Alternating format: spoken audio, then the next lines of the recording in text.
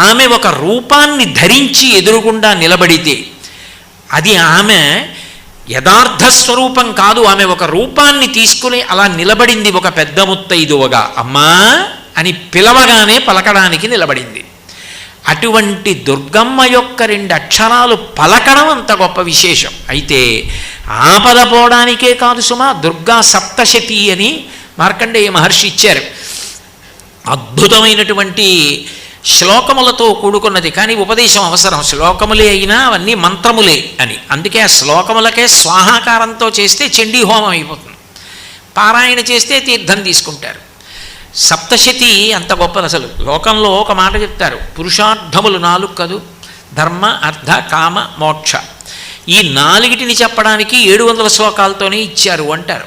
ధర్మం చెప్పవలసి వచ్చిందనుకోండి 700 శ్లోకాలతో అనుధర్మశాస్త్రం.